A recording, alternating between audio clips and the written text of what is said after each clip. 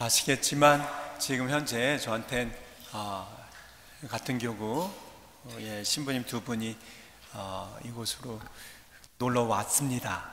지금 현재 중에 아직도 계시고, 여러분들은 항상 11시 미사에 제가 미사를 하지만 제가 새벽 미사하고 토요일 날 그 저녁 미사는 신부님들께 부탁을 드려서 제 얼굴을 아마 그 미사에 나오신 분들을 못 볼 때가 많이 있을 겁니다. 그 신부님들이 지금 와 계신데, 한국이 무척 더워요. 지금 막 거의 30도 넘게 계속 무더운 날씨가 계속되고 있는데, 한국 사람들하고 지금 통화를 하고 하면서 신부님들 하는 이야기가 여기 피서 잘 왔다 라고 이야기를 하는 것 같아요. 제가 처음에 첫 해에 왔을 때는 100도가 넘고 그랬었거든요, 여름에. 근데 올해는 여름이 여름 같지가 않습니다. 어저께 조금 좀 더웠던 것 같아요. 낮에 더웠고 좀 무더웠고 밤에도 조금 더웠는데, 아주 덥지는 않지만 제가 더운 여름에 여러분들께 무섭고 그렇지만 재밌는 이야기를 하나 해드릴까 합니다. 근데 오래된 버전이에요. 근데 기억을 못 하실 거라 생각하고 다시 들어주시면 좋겠습니다. 어떤 학생이 한밤중에 고개를 넘고 있었습니다. 고개를 넘다가 으슥한 지점에 이르러서 묘가 하나가 나왔어요.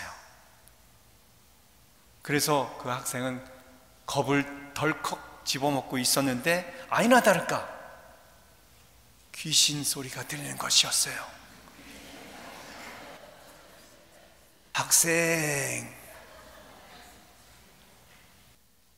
학생은 너무 겁이 나서 그만 발을 멈추고 말았습니다. 귀신은 내 말을 잘 들으면 목숨만은 살려주겠다고 하면서 무서운 저음으로 왼쪽으로 2발 이라고 했습니다. 귀신 시키는 대로 학생은 왼쪽으로 2발을 옮겼습니다. 그리고 앞으로 1발 하자 또 그대로 움직였습니다.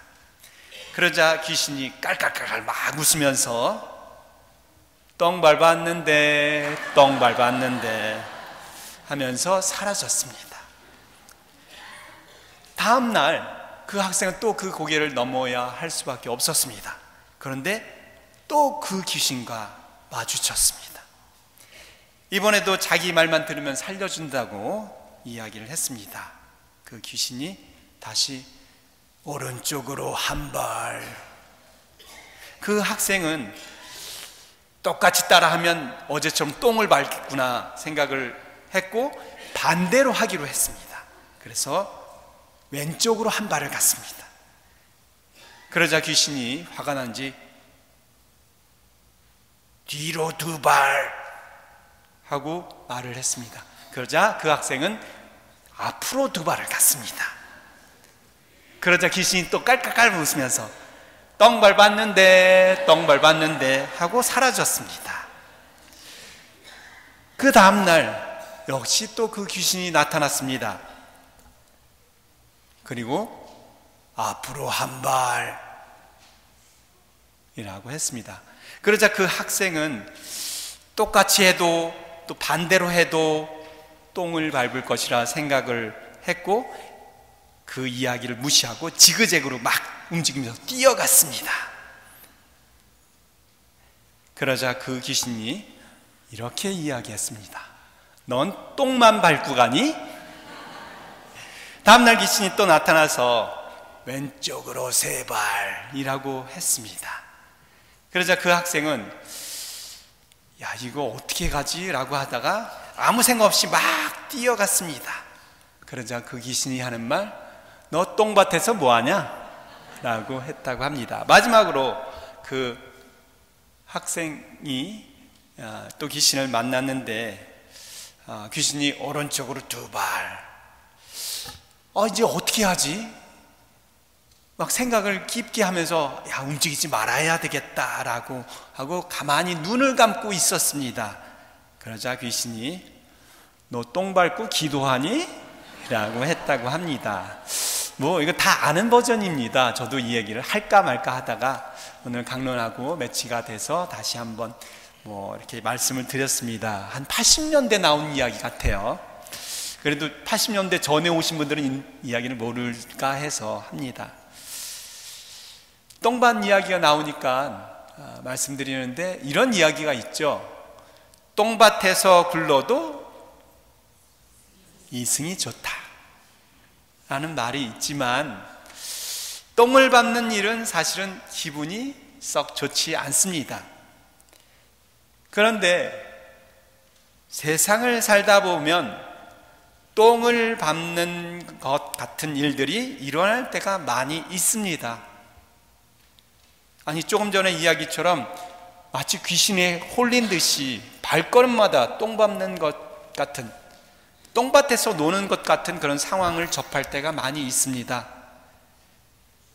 똥밭에서 굴러도 이승이 좋다는 말이 무색할 정도로 말이죠.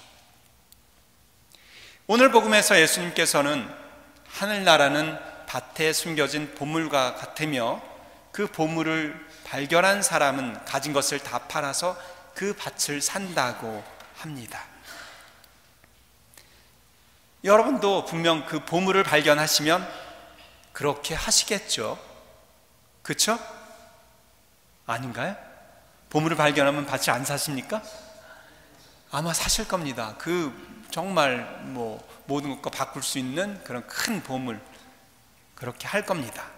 그런데 만약 그 밭이 똥밭이라면 어떻게 하시겠습니까? 정말 보물을, 정말 모든 걸 다 바꿀 수 있는 그런 보물을 발견했는데 그 밭이 똥밭이야. 그래도 사시겠습니까? 안 사시겠습니까? 똥밭이 무슨 상관이에요? 그 보물만 캐내면 내가 온 세상을 얻을 수 있는데 당연히 사야죠. 안 사면 손해보는 일을 하는 건데 사야죠. 분명히 그 밭이 똥밭이라고 해도 그 밭을 살 수밖에 없을 겁니다. 모든 것을 다 포기하고 그 밭을 사야 되죠. 하늘나라는 즉 가진 것을 다 팔아서라도, 즉 자신의 모든 것을 다 포기하더라도 사고 싶은, 내 모든 것을 버려야 얻을 수 있고 포기해야 내 것이 되는 얻기 힘든 보물입니다. 하늘나라란 하느님의 나라란 뜻이죠. 하느님의 베품이 이루어지는 나라, 그것이 하늘나라요, 하느님의 나라입니다. 초기 그리스도인이 실제 하느님 나라를 살면서 감동적으로 표현한 말이 있죠. 그 말은 요한 1서 4장 8절에 나오는 하느님은 사랑이십니다 라는 말입니다. 하느님 나라를 체험하면서 사신 분들이 하느님은 사랑이십니다 라고 말씀을 하셨다면 바로 하느님 나라란 바로 사랑의 나라가 아닐까라는 생각이 듭니다.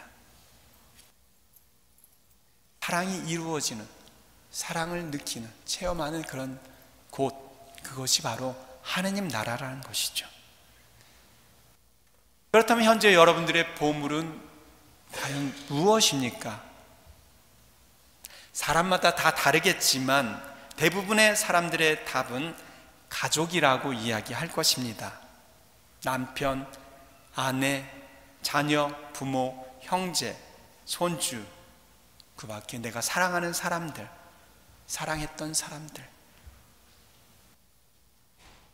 그런데 말은 그렇게 하지만 우리들은 각자의 삶 속에 보물이라고 여기고 있는 그런 것들을 때로는 우리 스스로가 보물인데도 불구하고 쓰레기로, 아니 마치 똥 밟은 것처럼 생각하고 살고 있지는 않는지 우리는 항상 우리 자신을 들여다봐야 됩니다. 그들이 내 보물이라고 하면서 정말 그렇게 대했는지를. 예수님은 오늘 복음에서 하늘나라를 밭에 숨겨진 보물이라고 하시며 하나의 대상으로 비유하셨지만 또 하나의 비유, 하늘나라를 상인이 좋은 진주를 찾는 그런 것으로 하나의 행위로서, 하나의 실천으로서 비유를 하십니다. 즉 우리가 보물이라고 여기는 그 대상들 자체가 하늘나라가 아니라 그들을 보물로 여기고 찾는 행위와 실천을 통해서 하늘나라는 우리에게 열려져 온다, 다가온다라고 말이죠. 그렇기 때문에 우리가 살아가는 곳이 때때로 마치는 귀신에 홀린 듯 똥을 밟은 것처럼 똥지레 맞을지라도 우리는 그 밭에 숨겨져 있는 보물인 하느님 나라를, 하늘나라를 찾는 일을 위해서 최선을 다해서 살아야 한다는 것이죠. 바로 우리 신앙인들이란 우리의 평범한 삶 안에서 날마다 매 순간 하늘나라, 하느님의 나라, 사랑의 나라를, 그런 보물을 찾으려고 노력하는 사람이 아닐까. 그 사랑의 삶을 발견해서 내 모든 것을 팔아서라도 그 보물을 사는 사람들이 아닐까 싶습니다. 이제 우리가 만난 사람들과 사건들 안에서 어떤 보물을 발견하였는지 생각해 보겠습니다. 우리의 무엇을 팔아서 그 보물을 샀는지도 생각을 해봐야 되겠습니다. 이제 우리는 매 순간 우리에게 들려오는 하느님의 사랑의 속삭임에 귀를 기울여야 합니다. 오른쪽으로 2발, 왼쪽으로 3발. 주님께서는 분명히 우리를 사랑의 징검다리만을 밟게 하시면서 우리를 하늘나라, 사랑의 삶으로 인도해 주실 것이라 생각합니다. 그러기 위해서는 오늘 제1독서의 솔로몬처럼 하나님의 말씀을 듣는 마음과 똥인지 보물인지 분별할 수 있는 마음을 늘 청해야 합니다. 그리고 그 보물을 발견한다면 내가 가진 것을 다 팔아서 그 보물을 살 수 있도록 해야 될 겁니다. 즉 내 가족이든 내 이웃이든 간에 그 누군가를 사랑하기 위해서 내가 버린 시간과 돈과 관심, 그런 것들이 참으로 나에게 남는 진정한 보물이라는 것을 우리는 잊지 말아야 합니다. 헨리 나우엔 신부님은 이렇게 말씀하셨습니다. 우리가 살면서 하늘나라라는 보물을 얻기가 힘든 것은 채우고 모으는 것보다 비우고 버리는 것이 어렵기 때문입니다. 하늘나라라는 보물은 버려야 얻을 수 있고 포기해야 온전히 내 것이 될 수 있기 때문입니다. 아멘.